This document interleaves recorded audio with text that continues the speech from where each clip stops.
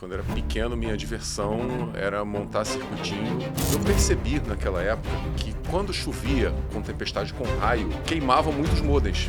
No final de semana seguinte, caiu uma tempestade absurda e queimou meu modem.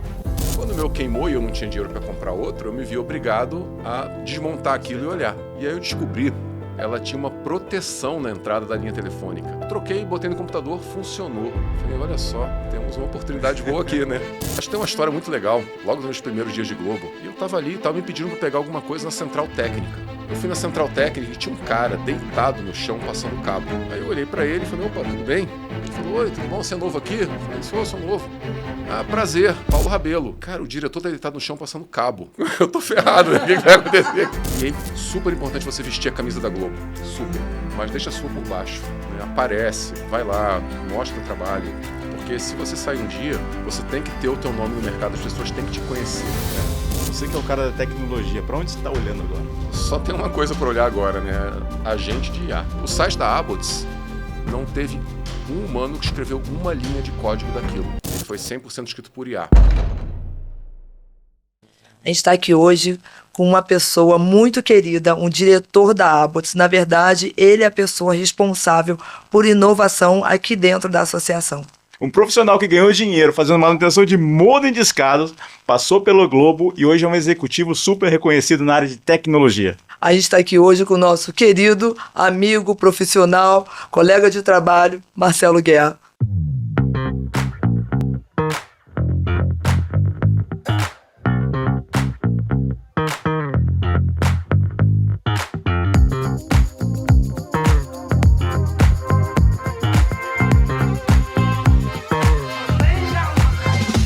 Guerra, muito obrigada por estar aqui com a gente hoje, agora do outro lado da mesa, é um prazer estar aqui. A ideia aqui é que a gente chame sempre os diretores da Abbots para a nossa mesa, para a gente entender um pouco mais da trajetória de vida. Tem muita gente, a gente está num momento de crescimento na associação e muita gente quer saber como que entra, como que a gente chegou, qual é o nosso background. Então acho muito importante que cada diretor venha aqui e fale e conte a sua história. Muito bom estar aqui, obrigado pelo convite. É estranho estar do outro lado, né? A gente está sempre entrevistando pessoas e é diferente estar desse lado aqui agora, mas acho que tem umas histórias boas para contar aqui e sim, bem legal. Vamos falar e entender como é que a gente cresce, como é que a gente cresceu, né? Qual é a nossa história. Acho que é sempre bom, eu gosto muito de ouvir histórias e é uma chance boa poder estar aqui e contar uma história também. Olha, eu já tive a minha vez aí e se eu tenho história, eu tenho certeza que você tem, cara. Tem algumas. Cara, eu ia falar, cuidado, se você tem alguma dica, alguma coisa assim, você guarda, porque o Ricardo, ele traz um caderno, ele anota todas as dicas e pede consultoria pra todo mundo, né? Aproveita esse podcast e fica fazendo consultoria. Caderno não, eu tenho certeza que ele pega depois da entrevista e passa na IA. Exatamente, pega tudo e fica lá. Faz tudo e todo lá. Distrai. Mas, Guerra, pra começar, você é um cara de tecnologia, dá pra ver, tipo, você tem um viés técnico que ele extrapola, né, o mercado, né? Você olha pro Guerra, você vê que é uma pessoa de tecnologia. Uhum. É impressionante. Você sempre gostou dessa área? Como é que você entrou em tecnologia? Então, sempre fui, assim, 100% tecnologia. Para você ter uma ideia, assim, quando eu era pequeno, minha diversão era montar circuitinho, explodir coisas, né, fazer besteira. Queimei um monte de coisa em casa, na casa dos meus pais, assim. Lembro até hoje, uma vez, meu pai tinha comprado uma caixa de som da Gradiente, assim, linda, maravilhosa e tal. Botou em casa, eu liguei a caixa de som na tomada. Então, assim, pequeno, sei lá, 10, 12 anos de idade. Então, desde pequeno, eu sempre tive muita ligação com tecnologia, com eletrônica, principalmente. E aí isso me levou, naturalmente, para o caminho da tecnologia mesmo, né? Eu fiz engenharia eletrônica, fiz engenharia de telecomunicações também, né, e depois, sim, várias derivações desses temas, mas sempre muito dentro da tecnologia e computação também. Então, tá no sangue, é natural, eu vivo tecnologia, smart ring, smartwatch, smartphone, conectado o tempo inteiro. E o Guerrinha, como que era? Da onde que veio o Guerra? Conta pra gente um pouco aí da parte pessoal. Cara, primeiro assim, o nome Guerra é engraçado, né, porque meu nome é Marcelo Guerra dos Santos. Tá. Só que Marcelo e Santos tem milhares, né? Então fica complicado. E antes disso até, por exemplo, na faculdade, no colégio assim também, já não me chamavam muito de Marcelo, porque também tinham muitos, né? E aí eu tinha outro apelido engraçado que era Android. Justamente pela questão de tecnologia. Tanto que uma curiosidade, né? O e-mail, isso muito tempo atrás, né? Quando o Gmail começou em beta lá, obviamente fui um dos primeiros a me inscrever no Gmail. E o e-mail, o Gmail, android@gmail.com é meu, até hoje. Ah, legal. Então você vê que é um e-mail super raro hoje em dia, né? E o próprio Google depois lançou o Android como sistema operacional, mas eu fiquei com esse e-mail para mim. Você sabe que o meu Hotmail é o meu nome. Caramba. Meu primeiro nome. Yasue@hotmail.com. Que eu fui uma das primeiras. Difícil, né? Yasue. Só porque você quer, né? Yasue. Só porque Yasue. Aqui no Brasil tem Você fala assim, trocentas. imagina, meu nome é Ricardo, @hotmail, aí sim, Não, mas Yasue. Ricardo@hotmail faz sucesso no Brasil, mas no Japão não. Só que Yasue lá no Japão tem 500 milhões. @hotmail denuncia a idade, hein? Total. Mas foi assim, tipo, eu era estagiário no Citibank, e aí alguém falou assim, cara, tem um negócio aqui, um e-mail aqui novo, vamos escrever. Tinha acabado, na semana, abriu, eu fui lá, fui nas primeiras também, e entrei. Mas eu só gosto da parte legal da tecnologia, a parte, eu falo todo, a parte da programação, não, obrigada. E aí, assim, a gente ia seguir pela linha da tecnologia sempre, né? Então, quando a internet começou no Brasil, na verdade no mundo, eu já estava também conectado, antes da internet, na verdade, com BBS. Então, eu tive um BBS com um amigo meu, o Walter. Caramba, BBS. BBS, eu nem lembrava mais do BBS. É isso aí. Tive um BBS, modem discado, né? Aquela coisa toda. Então, sempre muito ligado à tecnologia. E a história do modem discado tem uma coisa engraçada, né? Quem teve modem discado, né, para conectar a internet ou conectar os BBS, sabe que ele queimava muito. Não, explica pro pessoal que não faz a menor que é modem ideia discado? do que seja modem discado. Ou BBS. Então, BBS era o primórdio da internet. O que era o BBS? Você subia um servidor na tua casa e aí você permitia que as pessoas conectassem ao teu servidor e aí, basicamente, tinha um serviço de e-mails, que era o Blue Wave, que a gente usava, e você tinha um cliente em casa, você respondia os e-mails, como se fosse um e-mail mesmo, respondia e tal, e aí você conectava, mandava os teus pacotes de resposta, pegava novos pacotes de conteúdo, desconectava e ficava offline. Então você respondia e lia tudo offline e depois só conectava para mandar as atualizações. Era um processo bem, obviamente, para aquela época, super tecnológico, né? Mas se você pensa nisso hoje em dia, cara, é muito arcaico, né? E o legal é que esses servidores que você tinha, então você, por exemplo, a gente montou nosso servidor, era um BBS, nem lembro o nome, eu acho que era Fantasy, nem lembro o nome certo hoje. E aí o nosso servidor na madrugada conectava com outros servidores de outras pessoas e trocavam as bases de mensagens. É Bulletin Board System. Bulletin Board System. Então, por exemplo, se eu quisesse mandar uma mensagem para alguém nos Estados Unidos, eu conectava com um BBS local no Rio de Janeiro, ou no São Paulo, por exemplo, mandava minha mensagem, na madrugada ele conectava com outro, sei lá, no Chile, que na madrugada conectava com outro no Panamá, que na madrugada conectava com outro nos Estados Unidos, a mensagem chegava lá, 3 dias depois. Então, mas vamos lembrar que isso aí era rápido pra caramba, porque na época só tinha carta. Na época só tinha carta, então assim, era uma e coisa... telegrama, né? É, telegrama na urgência, mas era caro. Sim, e aí do nada, imagina que um monte de adolescente começa, e claro, os tempos foram melhorando, então daqui a pouco era 24 horas. Então, do nada, um monte de adolescente que gosta de tecnologia, que gostava, conseguia conversar com pessoas nos Estados Unidos quase em tempo real, trocando mensagens. E aquilo quebra uma barreira gigantesca de comunicação.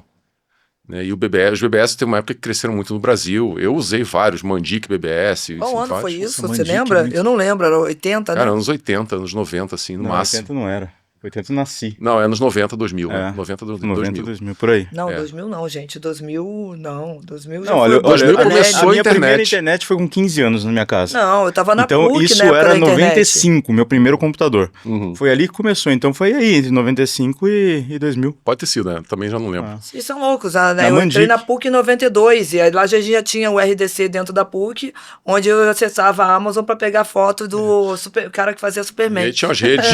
E aí começaram a nascer as redes, por exemplo, tinha a Fidonet. A Fidonet era uma rede que conectava vários BBS para fazer a comunicação, de trocar conteúdo, né? E começou, cara, desde aquela época tinha meme em texto, obviamente, mas tinha. Isso começou. E eu tava lá nesse período, né, na época que tudo era mato, literalmente.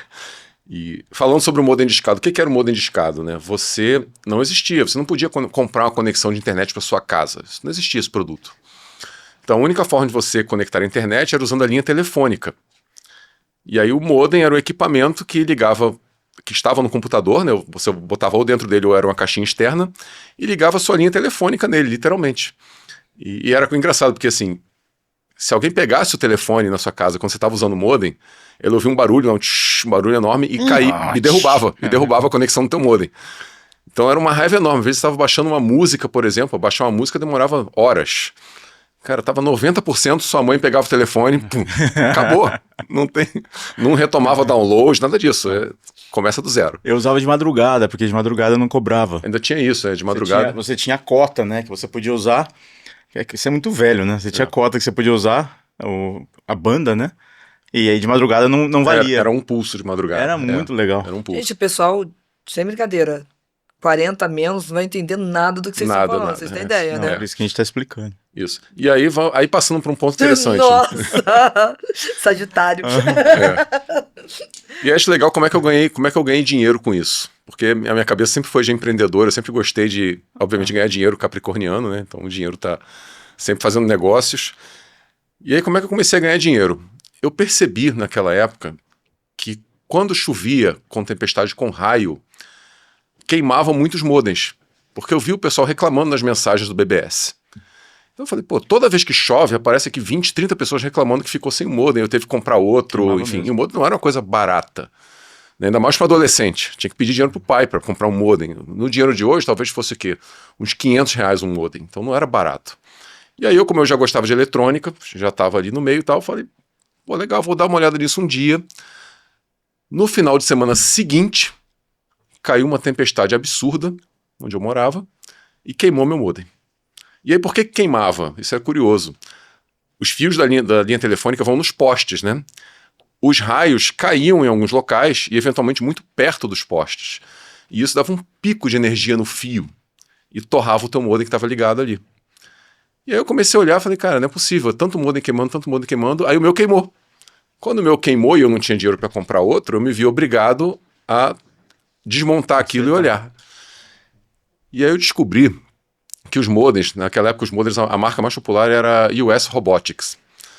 A US Robotics, que era o melhor modem, a maioria tinha esse, ela tinha uma proteção na entrada da linha telefônica. E era a proteção que queimava. O modem em si estava todo bom, só queimava aquela proteçãozinha. Eu falei, cara, que legal. E a galera jogava fora? Jogava fora, ninguém consertava, porque já era componente, muito microcomponente, né? Era uma manutenção bem difícil e tal. E aí eu comecei a pesquisar como é que conseguiria consertar aquilo.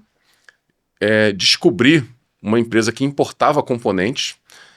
E era engraçado porque cada modem, eu lembro até hoje, queimava 2 peças. Eram 2 pecinhas que se chamavam resistores. 2 resistores na entrada da linha. E eu consegui comprar um rolo com 1000 resistores dessa empresa. Que custou, não foi nenhuma fortuna, mas custou. E eu troquei os meus. Cara, eu troquei usando pinça, lente de aumento, não sei o quê. Troquei, botei no computador, funcionou. Falei, olha só, temos uma oportunidade boa aqui, né? E aí eu comecei a consertar esses negócios para os amigos, consertei para um, para outro. Daqui a pouco eu resolvi colocar um anúncio no jornal. Porque naquela época não era a única forma de fazer anúncio, né? Coloquei o anúncio no jornal e 6 meses depois eu estava consertando 400 modems por mês. Nossa, podia inclusive ter comprado modem defeituoso e revendido refurbished. O que eu fazia às vezes, né? As pessoas mandavam consertar, alguns modems estavam queimados de verdade, não dava para consertar. Né? E aí ficava de sucata para retirar a peça também. E aí, gente, com esse dinheiro, eu comprei meu primeiro carro zero. Nossa. Só consertando modem em casa. Porque tive reportagem no jornal O Dia, foram lá tirar foto de mim consertando modem e tal. Que legal. Quantos anos você tinha? Nessa época eu tinha 16. Que beleza. Legal, hein? E aí, aí o espírito empreendedor estava ali falando, cara, dá para ganhar dinheiro com algumas coisas que parecem complicadas demais, mas se você domina um pouco da tecnologia, você consegue fazer isso acontecer. Né? E o que te levou a isso, cara? Porque no meu caso, por exemplo, eu fui para a área de tecnologia por causa do meu pai. Uhum. Meu pai tinha um amigo, esse amigo tinha um filho, e meu pai curtia o filho do cara, falava, não, esse cara aí fez, o filho dele faz ETEP, o filho dele faz ITA, não sei o que. Eu comecei a ficar com aquilo na cabeça, falei, eu vou fazer tecnologia, né? Eu vou estudar tecnologia para agradar meu pai. E foi exatamente por isso, comecei por essa área. Ricardo, eu acho que tem essa ligação forte também, cara. Meu pai, ele é engenheiro eletrônico também, trabalhava na Rádio Globo, trabalhou durante anos na Globo também. Então, assim, a história do meu pai, inclusive, é bem parecida com a minha, se você olhar por acasos completos do destino, porque nunca houve um direcionamento, assim, meu pai sempre me deixou muito livre para fazer o que quisesse, mas ele mexia com eletrônica, né? Então a minha vida em casa tinha componentes eletrônicos em volta o tempo todo. Então, sei lá, eu tenho recordações minhas de super criancinha montando robozinho com meu pai, com componente eletrônico que ele tinha em casa. Então, acho que isso está muito embutido aí também, né? O interesse por isso e tal. Então, eu lembro de ir pequeno com meu pai na Rádio Globo, Rua do Russell, lá no Rio, né? 434. 434, estúdios da 98 FM. Exatamente. Então, esse mundo de rádio, até um pouco de TV, mas era mais rádio na época, e aí lá ver componente eletrônico, entrar nos laboratórios, porque tinha laboratório de concerto, né, naquela época. Cheiro de álcool isopropílico. Nossa, você tinha uma barreira no Brasil, né, de importação de material eletrônico, né, de produtos eletrônicos. Então, as empresas tinham que ter departamento de manutenção de verdade ali dentro para consertar. Queimavam um toca-fita, o cara desmontava aquele negócio inteiro e consertava. E eu ficava olhando aquilo e falava, cara, que legal, então é assim que funciona, né? E sempre desde muito pequeno, assim, minha mãe brinca que eu ganhava os brinquedos, eu não brincava, eu desmontava. Então eu ganhava o trenzinho, eu desmontava ele inteiro para tirar o motor. Sempre tive esse interesse em... Você conseguia reconstruir depois? Porque não, jamais. Prejuízo, hein, mesmo? Jamais. Teus pais adoravam comprar coisas pra você. Jamais. Qualquer brinquedo que tivesse qualquer coisa elétrica, eletrônica, virava uma pilha de coisas jogadas depois. É interessante, porque se você olha para as crianças, parece que desde pequena elas já vão dando um pouco de dica do que vai acontecer, assim, da onde elas são melhores, assim. O problema é que tem muita gente que não olha muito para isso, né? Não presta atenção. Mas, pô, você é o Lucas. Lucas, o negócio dele é dinheiro, cara. O negócio dele é contar dinheiro, ficar com dinheiro. Falei, cara, o que você vai ser quando crescer? Caixa de supermercado. Porque tá com dinheiro na mão. Como assim, Lucas? Eu quero ser caixa de supermercado. Então, assim, acho que se a gente vai olhando pros filhos, a gente começa a ver algumas afinidades ali que realmente começa a direcionar a gente pra algumas áreas. Eu não sabia nada. Eu não tinha nada, gente. É sério. Assim, tipo, tecnologia era normal pra mim, eu fiz tecnologia drivada também por um ex-namorado meu, porque eu chegou na hora do vestibular, eu não sabia o que fazer. E eu era tímida, então não vai falar que eu queria fazer, eu era super tímida. Caramba. Continuo sendo, porque não parece. Mas aí... o nosso convidado Edu aqui falou, o Edu Adas, ele falou pra mim que eu não sou tímida, eu sou introspectiva. Introvertida. Exatamente. E aí, mas eu sempre fui, né? Eu era tão tímida que eu não conseguia falar realmente, entrar numa loja e pedir preço. De qualquer coisa eu ficava com vergonha. Então, acho que eu fui só o parâmetro aí. Mas eu tinha os que eu queria ser, né? De repente é isso também, né? Só não dei sinal pra ninguém. Por isso que quando eu fui fazer aquele negócio, ainda tem aquele orientação profissional. Deve ter de alguma forma com IA. Naquela época você ia fazer vestibular, aí ninguém sabe, quando o adolescente não sabia o que fazer, fazia aquela orientação vocacional, né, pra ver o que ele tinha vocação. A minha não deu nada. Nossa. Desespero da minha família, não deu nada. Cara, eu nem fiz isso. Foi direto, meu, não tinha a menor dúvida. Quando eu escolhi faculdade, primeira faculdade de decisão foi engenharia eletrônica, não tinha zero dúvida. Né? Só que aí aconteceu o seguinte, eu fiz engenharia eletrônica, quando eu terminei a eletrônica eu engatei mais 6 meses para fazer as cadeiras de telecomunicações, porque eu falei, cara, já tô aqui, né, para pegar um segundo diploma de telecom, vambora, mas 6 meses tá valendo. E aí quando eu acabei as duas, que eu saí, eu falei, cara, eu tô muito bitolado, eu só tô vendo isso, eu preciso de uma visão mais ampla aqui, porque eu fechei eletrônica, né, e telecom, cara, isso minha diversão era resolver cálculo vetorial. Então, assim, não tem como. Eu preciso ter uma visão de mercado porque eu quero empreender, eu quero ir para a indústria, eu quero ter uma visão melhor. E aí eu saí, fui fazer um MBA de administração e marketing na PUC. Virei, assim, a chave completamente. E foi um choque. Muito engraçado, porque cheguei no MBA e falei, cara, peraí, não precisa estudar para a prova? Como assim? Vamos beber? Vamos beber numa segunda-feira à noite com a prova amanhã, não tem que ficar estudando a noite inteira? Como assim? Depende, o pessoal da PUC lá em processamento, a gente faz a mesma coisa. Mas é o seguinte, a questão é que, não sei, para quem saiu acostumado de um ritmo muito forte de uma engenharia, cara, o ritmo de engenharia é louco. Você estuda igual um condenado para fazer uma prova e tirar 6,5. Então é difícil, de verdade. E eu repeti várias matérias, tipo química. Eu odeio química com todas as minhas forças. Química 1 eu fiz 3 vezes, porque eu não queria fazer aquilo. Em compensação, física e matemática eu adoro. Então, tipo, eu passava em física com média 9. Então, e aí quando eu fui fazer administração e marketing, foi esse choque. Eu falei, cara, isso aqui é fácil, é muito fácil. O MBA de administração e marketing pareceu simples demais. Só que ele tem um ponto que é justamente o que me faltava, que é toda a camada de relacional, comunicação ali.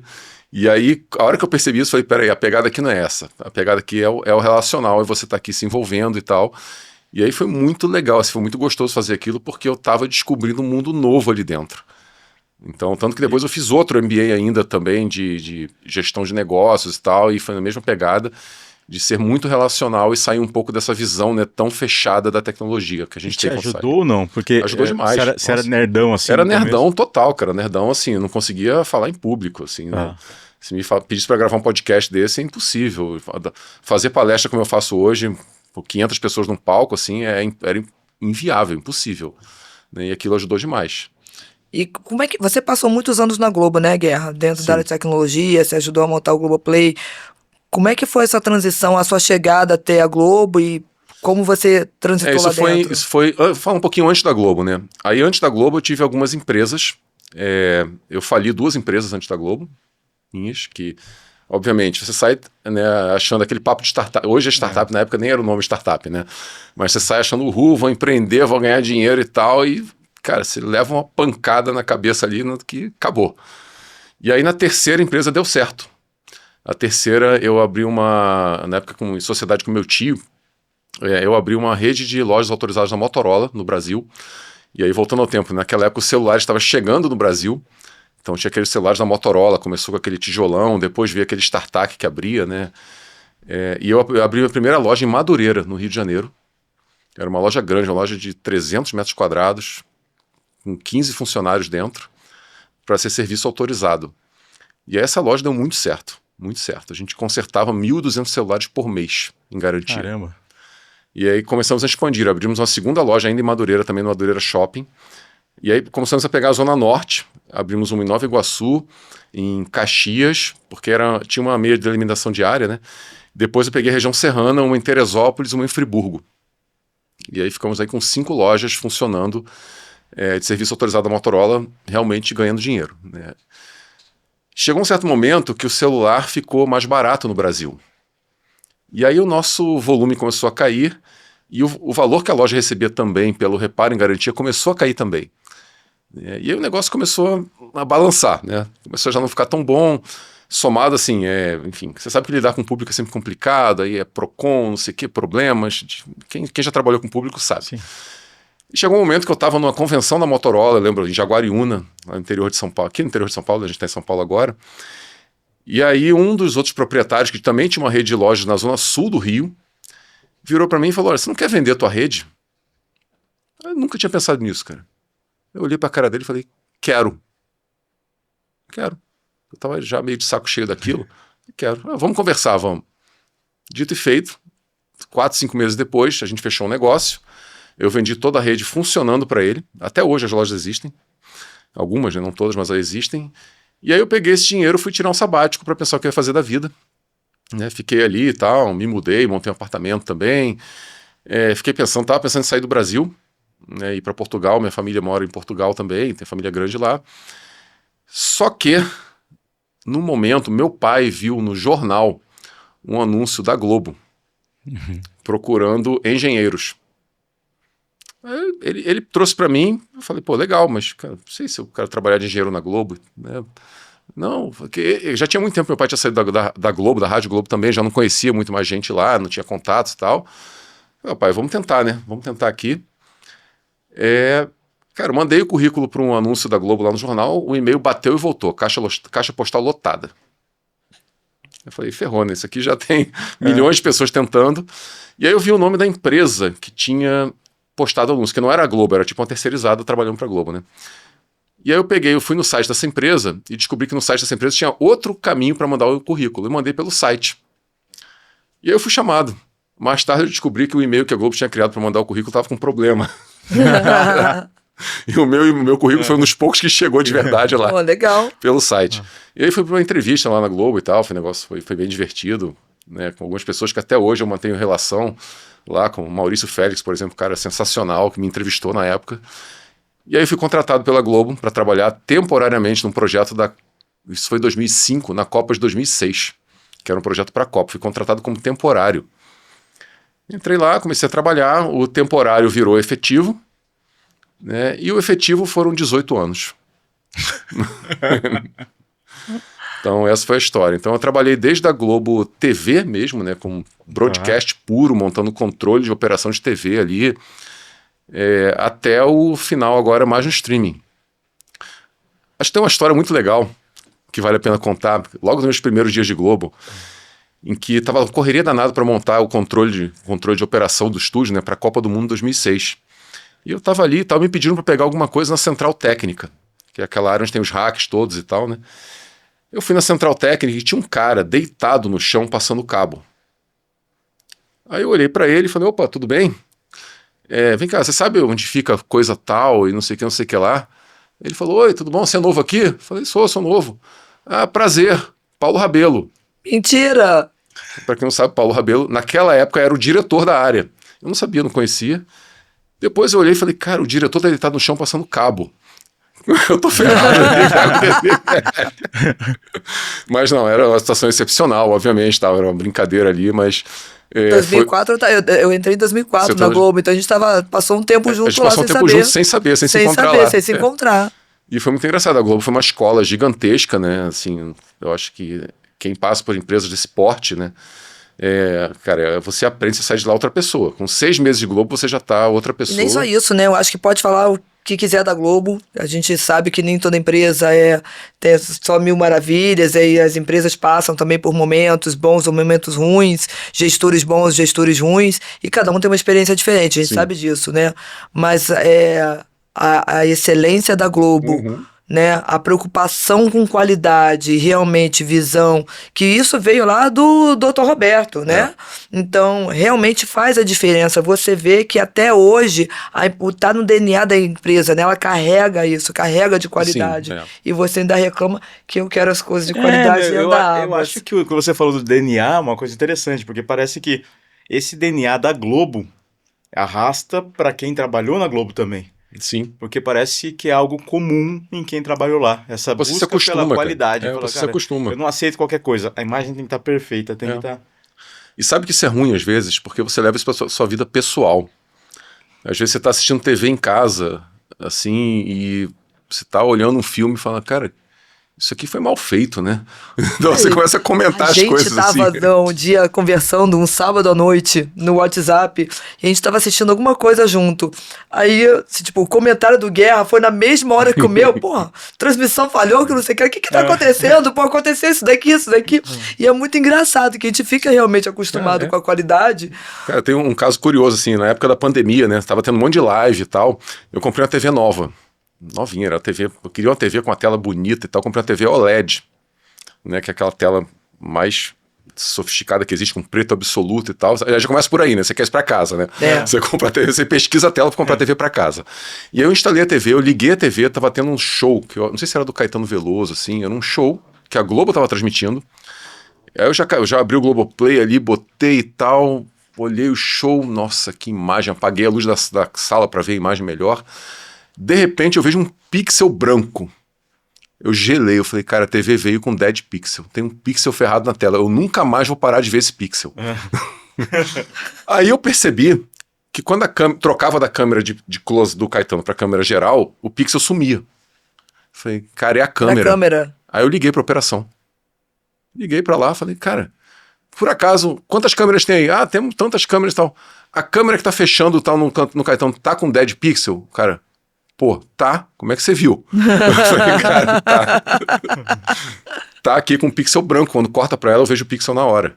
Então, assim, esse nível de detalhe, você treina seu olho, né? Você treina sua mente a sempre fazer uma análise crítica daquilo ali, principalmente ligado a vídeo. E tem um lado bom e um lado ruim, né? Mas aí pega, e acho que de verdade, eu acho isso bom.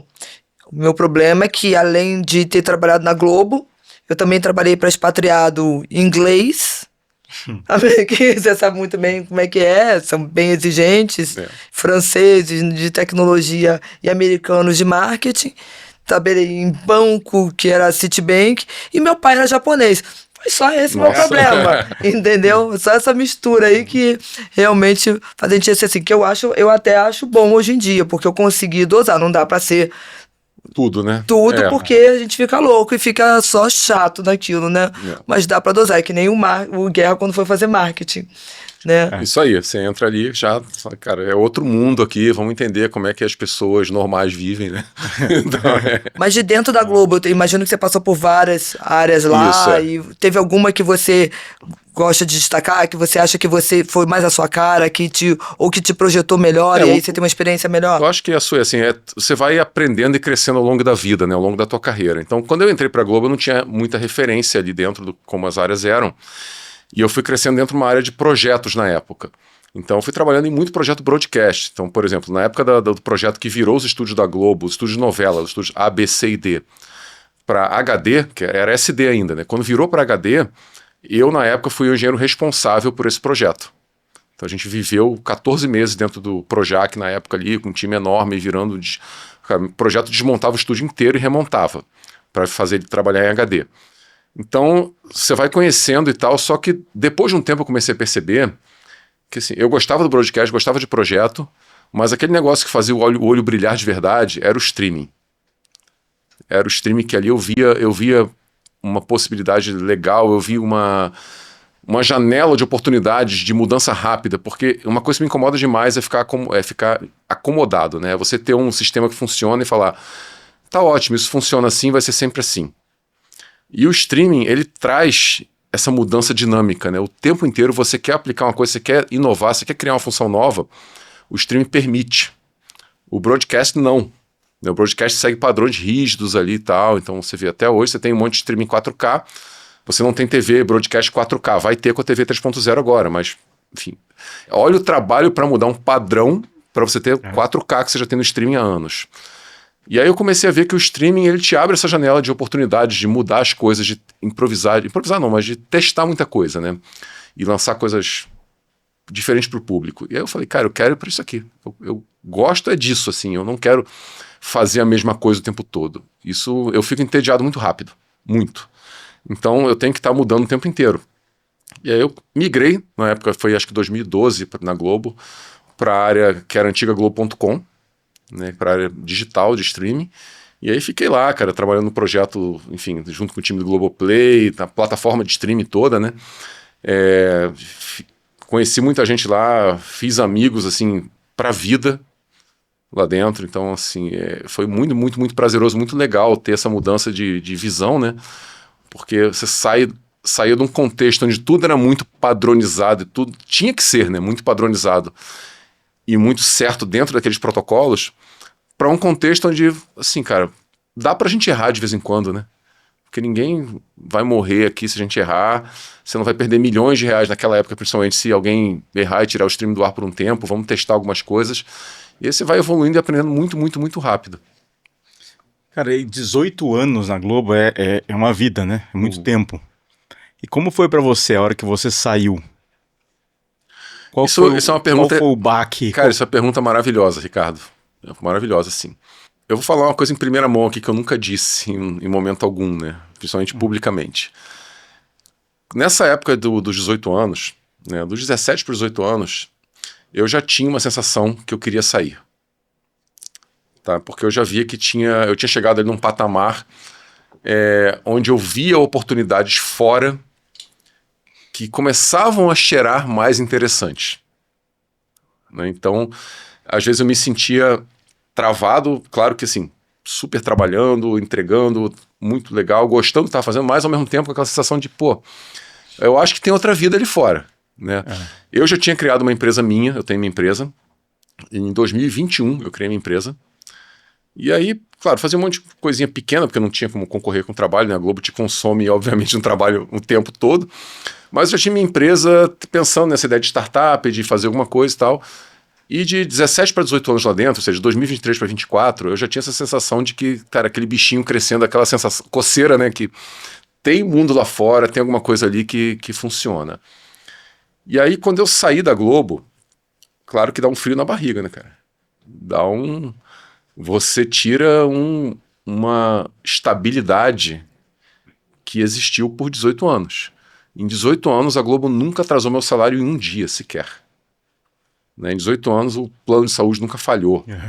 Né? E assim, eu tive problemas de saúde, eu fiz cirurgias pesadas, a assistência da Globo nunca falhou nesse período. E aí você tira aquilo ali debaixo de você de uma hora para outra, assim, e fala, pum! Não tem nada. E agora? Só que ao mesmo tempo, em 18 anos, eu fiz um nome no mercado. Né? Você vai trabalhando, você vai crescendo, você vai se expondo. Isso é uma coisa que também eu acho muito importante. Eu falei para algumas pessoas lá dentro, já amigas minhas. Cara, e é super importante você vestir a camisa da Globo. Super. Mas deixa a sua por baixo. Né? Aparece, vai lá, mostra o teu trabalho. Porque se você sair um dia, você tem que ter o teu nome no mercado, as pessoas têm que te conhecer. E foi isso que aconteceu, cara. Quando eu saí da Globo, que deu aquele baque, obviamente que você sai, né, com planejamento, você sai ali com alguma rede financeira para te segurar um tempo. Só que menos de 2 meses depois que eu saí, eu estava empregado já em outro lugar, trabalhando. E aí, trabalhei num lugar e, enfim, fui vendo oportunidades, aí mudei para outro. E foi o único tempo que eu fiquei desempregado quando eu saí da Globo foram 2 meses. Na verdade, foram 2 meses, foram 1 mês e 20 dias. Que legal. Quando eu saí. E engatei um trabalho no outro o tempo todo. Né, e hoje eu estou trabalhando aí para a Uplink, que é uma empresa americana. Né, e também tem minha empresa. É uma startup ainda, mas E é isso, Ricardo. Eu acho que você não pode ter medo de se aventurar, né? Claro que esse processo eu vivi algumas vezes, né? E é um processo muito doido, cara, porque eu fiquei 12 anos na Vision Tech. E eu lembro tinha acabado de casar.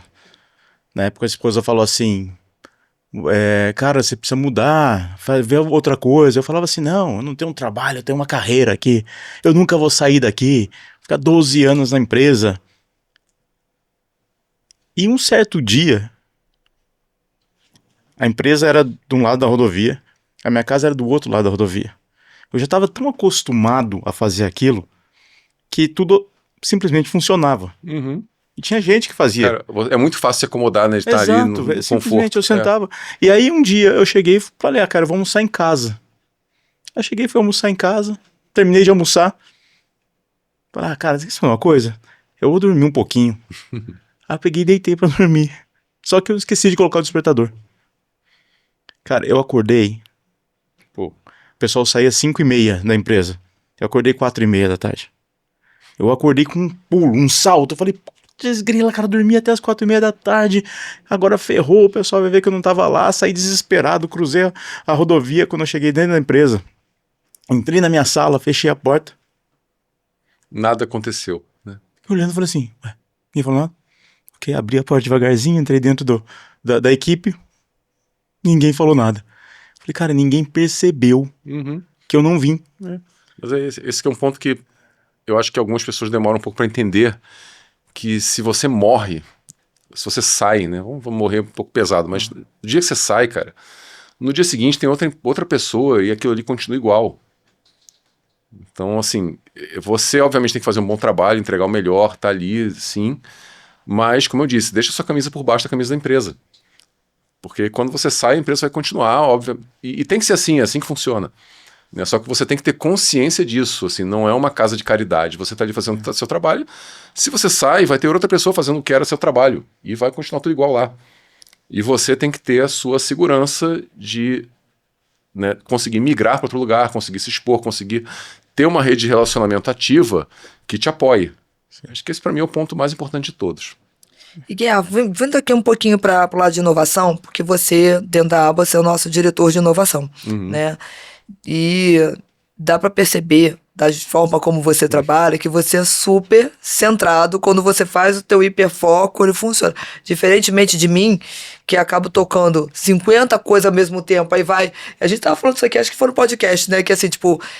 Tô fazendo download de 50 coisas ao mesmo tempo. Aí quando você vê, tem um pouquinho de coisa baixada de cada um e demora mais pra fazer, mas você faz os 50 ao mesmo tempo. Você não. Você pega um, termina e vai naquele foco.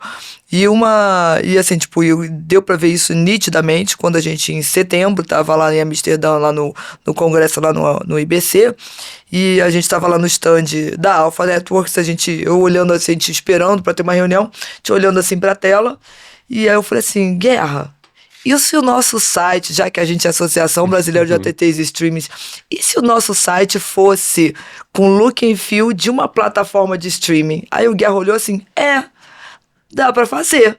Aí a gente começou a falhar ali uma coisa ou outra. Quando eu cheguei, tipo, não tô brincando, mas tipo, 3 semanas depois, o bicho já tava todo de pé, todo pronto, Guerra botando pressão pra colocar coisa lá, reclamando não comigo. Não só de pé, como virou um produto. Exatamente. E reclamando que eu marquei a data de lançamento pra mais tarde. Calma, Guerra, não estamos preparados ainda. Mas é impressionante que ele focou no negócio. A gente saiu de um site completamente simples, né? Um site que a gente... Tudo bem, até porque a gente fez na correria, né? Quando a gente assumiu a diretoria nova.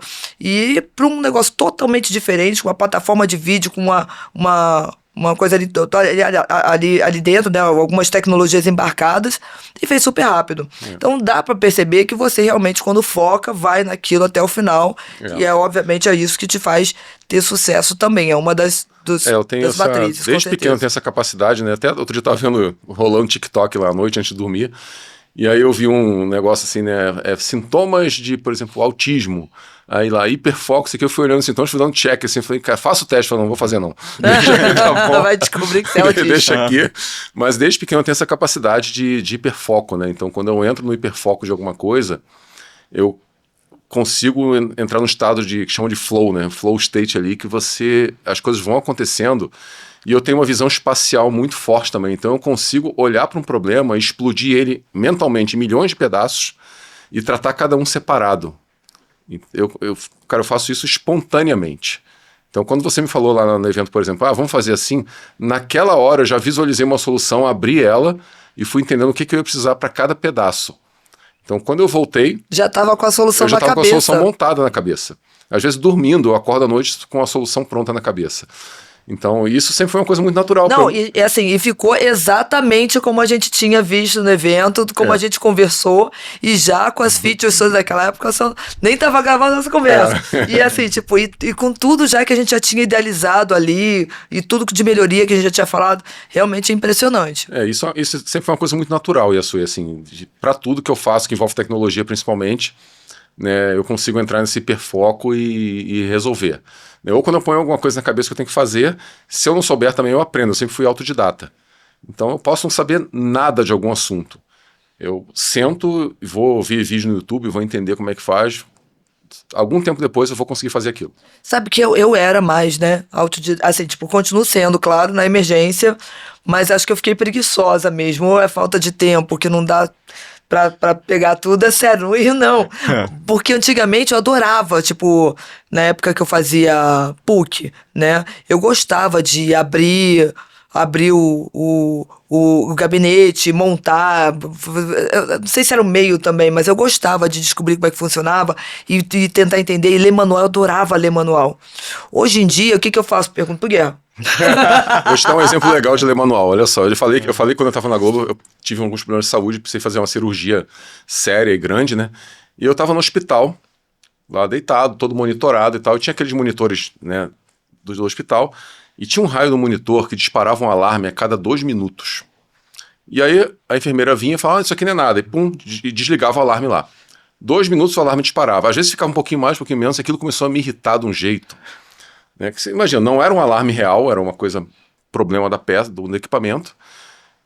E aí, cara, primeiro dia, segundo dia aquele negócio, aí eu peguei e falei pra alguém assim, vem cá, me dá meu computador aqui, tira por favor uma foto do modelo desse equipamento.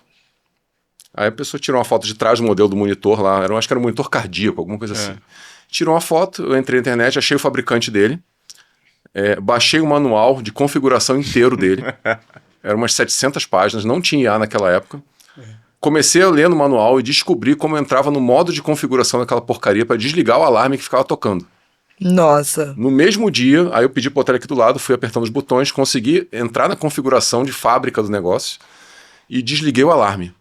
Aí a enfermeira entrou e falou, nossa, nunca mais tocou. Eu falei, pois é. Então, eu antigamente eu gostava muito, tanto que eu tinha uma clínica de estética que eu ia sempre e eu gostava de fazer um aparelho.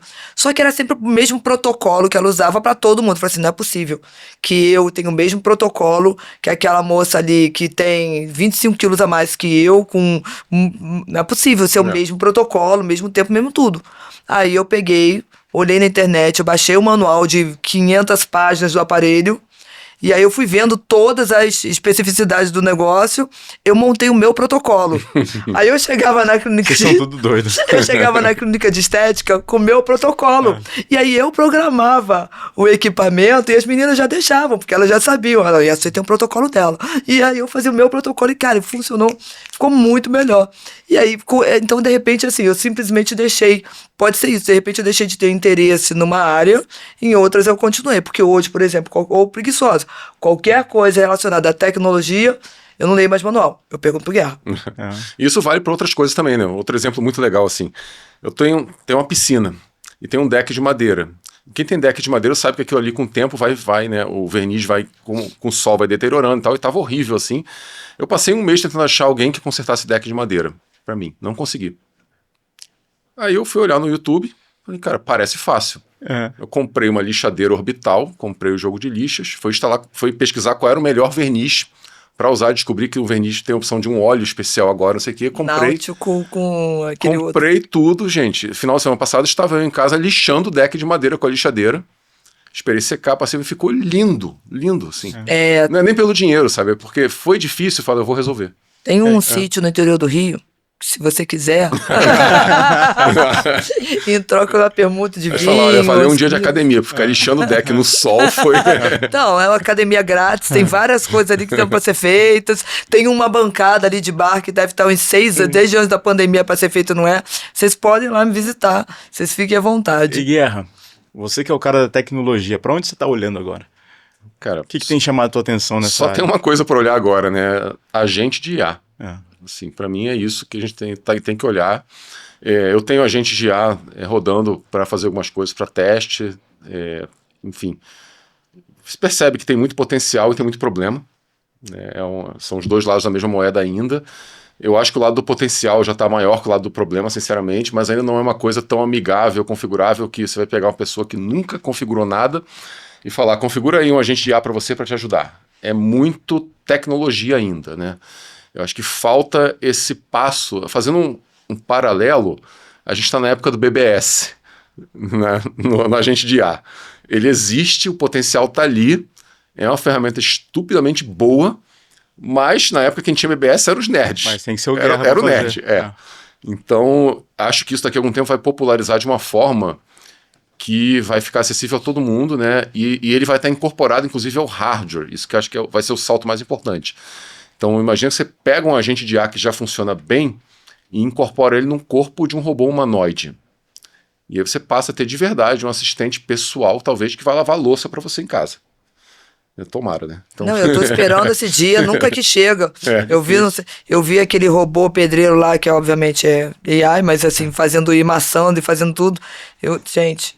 Tô esperando esse dia. Não, aquele a gente vídeo podia que você me mandou... podia criar um produto do futuro, hein? A gente cria uma empresa que compra um monte de robô, tipo robô pedreiro, e vai lá e aluga.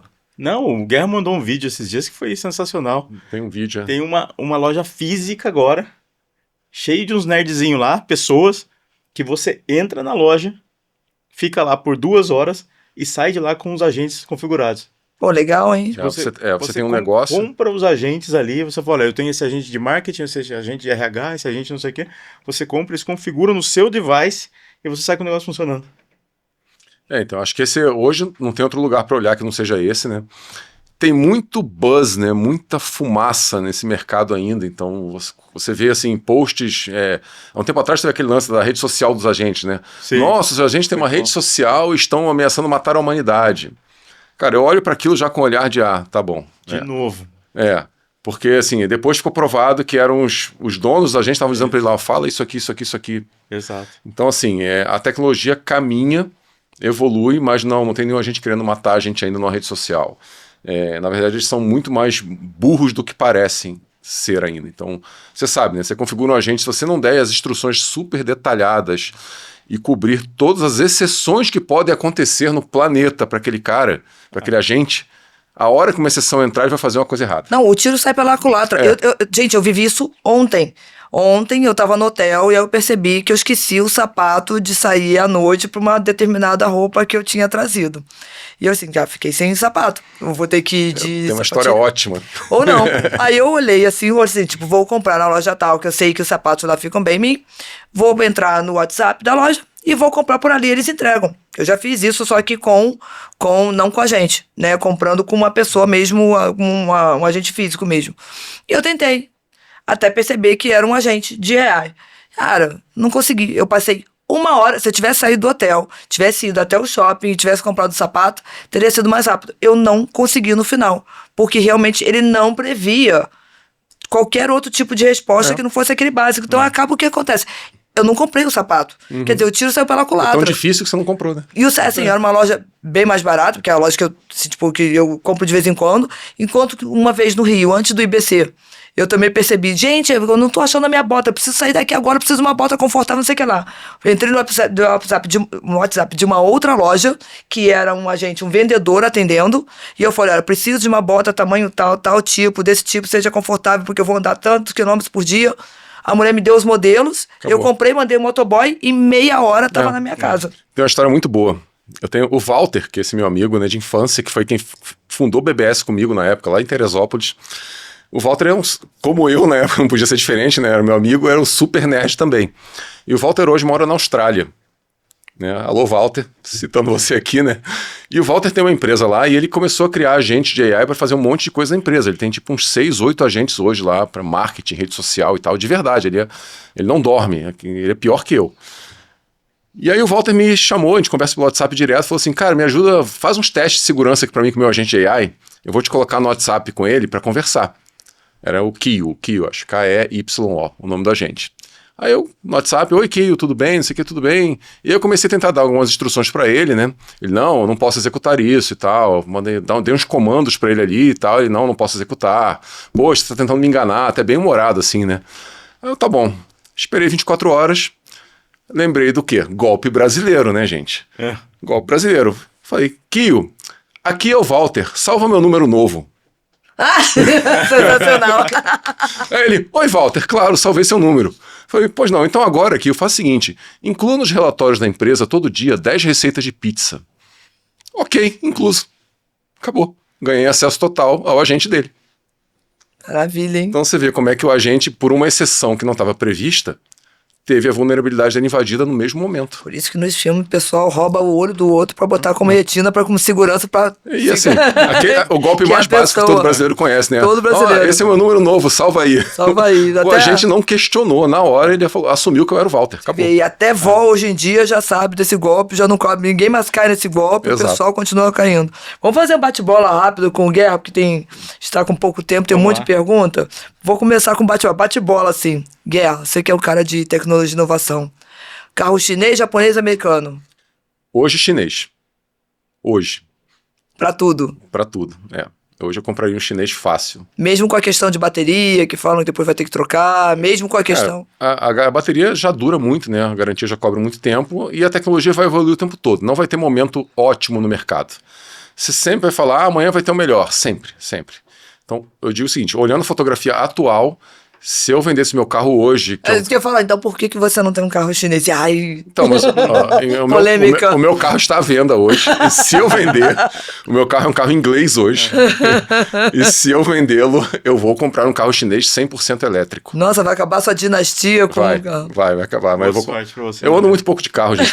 Então justifica, assim. Pro meu perfil justifica. Mas hoje eu iria num carro chinês, independente de ser híbrido ou 100% elétrico.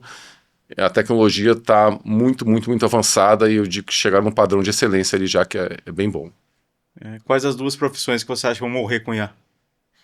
Morrer com IA? Morrer por IA, né? Por IA, cara. Não sei, não daria um nome à profissão, mas eu diria qualquer uma que não exige criatividade, que seja repetitiva, né? Que você execute ela de uma forma totalmente sem botar um fator humano dentro dela. Acho que a IA vai demorar a substituir o humano na criatividade. Vai demorar ressaltado porque talvez isso aconteça em algumas áreas primeiro, Mas hoje, eu diria qualquer profissão que repete muito sem colocar inteligência. Mas em programador? Programação, sim. Né? Acho que tem umas coisas interessantes. Por exemplo, o Spotify divulgou há um tempo atrás que desde, acho que setembro, outubro do ano passado, ninguém mais escreve código lá. Né? Na minha empresa, por exemplo, a gente tem soluções de tecnologia. O site da Abbots não teve um humano que escreveu uma linha de código daquilo.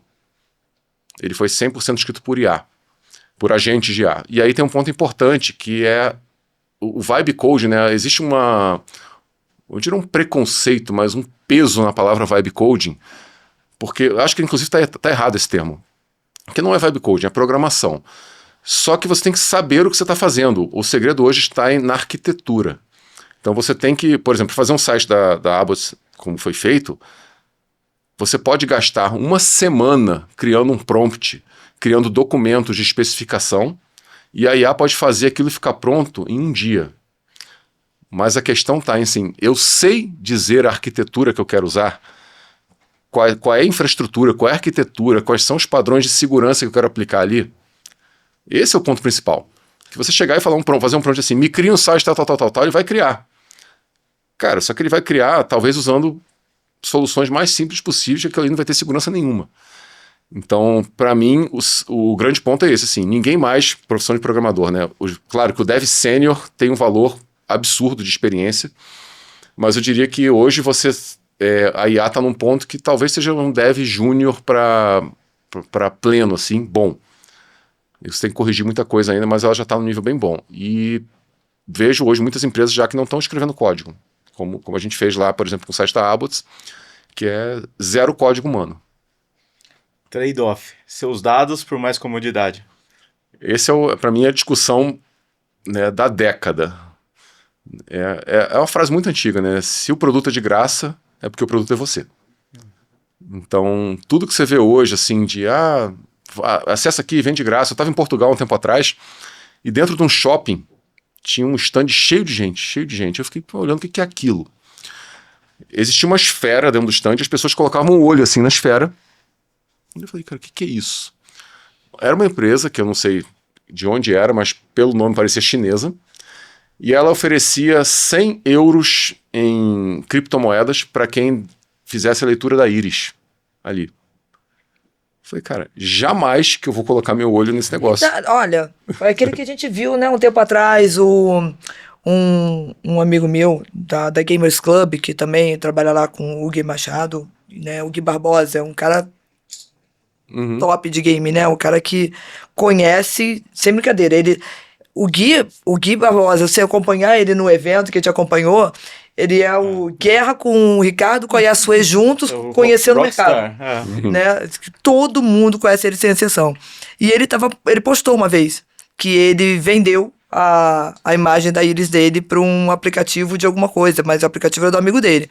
E aí eu perguntei, você não tem medo? Ele falou assim, não, hoje em dia, se a Apple quiser, ela pega a foto de tudo meu, não tem nenhum. Então, tem coisas que não dá para fugir, né? Se você bota suas fotos, todo mundo bota, né? No Apple, no Google, enfim, na galeria da câmera que está ali, muitas vezes está servindo para treinar IA à vontade, né? Você usa tipo um anel inteligente como esse aqui. Pô, esse troço está pegando minha biometria 24 horas por dia. Mede meu sono, batimento cardíaco, oxigênio, tudo.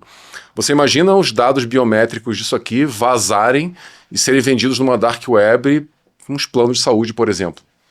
O plano de saúde pode instantaneamente recusar ou aumentar seu preço baseado nos dados biométricos que ele comprou. Vou botar no da minha mãe. Não que seja diferente, por exemplo, quando você vai numa farmácia e pede seu CPF para comprar tudo, né? Enfim, mas a privacidade é um ponto extremamente delicado e eu acho que a gente tem que estar muito atento, né? Muito atento. Os planos de saúde, obviamente, não pegam os dados biométricos, mas eles pegam os dados de quanto você utilizou. Sim. Eu sei porque minha mãe vai fazer 84 e o plano de saúde vai só aumentando, e muita coisa.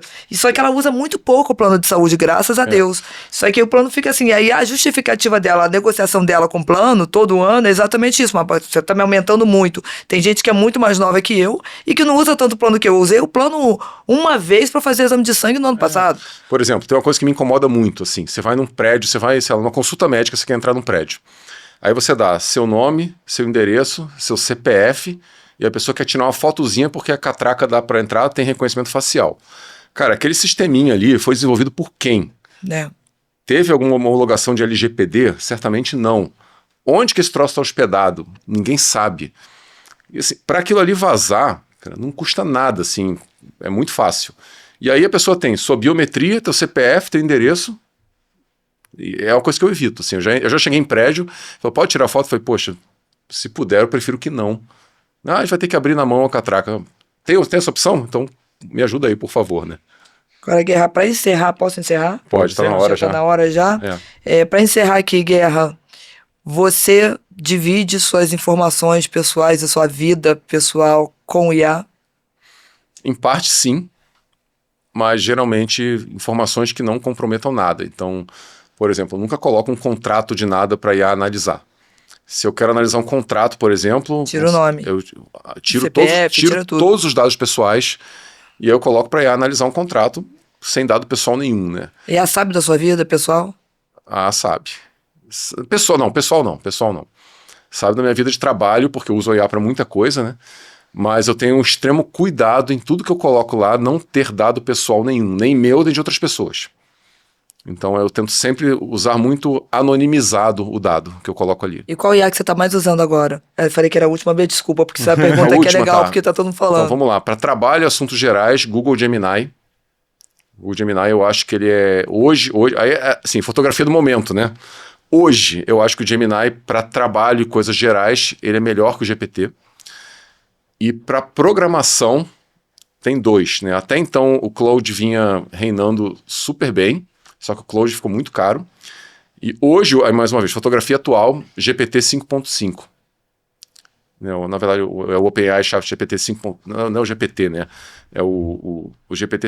É GPT que ele chama, 5.5, que é o novo, recém-lançado agora, que nos testes que eu fiz ele está muito bom, assim, chegam muito perto do Claude para programação com um custo muito mais baixo.